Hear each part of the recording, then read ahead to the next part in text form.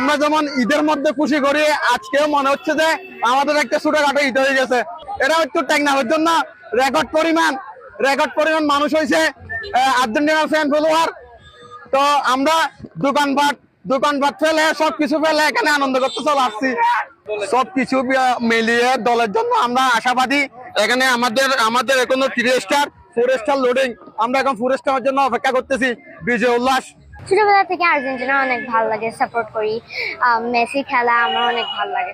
অনেকবার দেখছি, কিন্তু প্রথমবার দেখছিলাম 2022 সালেরটা, যখন আর্জেন্টিনা জিতছিল, সেইবারটা দেখছিলাম। বর্তমানে চ্যাম্পিয়ন দল, আমরা ধারাবাহিকতা বজায় রাখার জন্য চেষ্টা করব।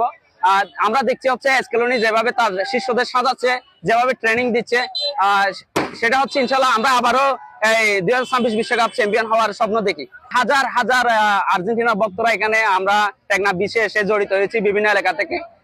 আমি খেলোয়াড়দের প্রতি, আমাদের টেকনাফের খেলোয়াড়দের প্রতি বলবো হচ্ছে, ওনারা যেভাবে আর্জেন্টিনা দল আমাদের মন জয় করতে পেরেছে, সেভাবেই আপনারাও খেলে এভাবে আপনারাও ভক্তদেরকে এভাবে উৎসাহ দিবেন, যেন আপনাদের প্রতি একদিন টেকনাফ টিমকে, যেমন কক্সবাজার টেকনাফের একটা ফাইনাল আছে ডিসি কাপে, সেই কাপ থেকে এভাবে যেন গ্রহণ করে নিয়ে আসতে পারে, যেটা আমার একটা ব্যক্তিগত আশা। এটা আশা করি টেকনাফবাসীর একটা এভাবে আশা।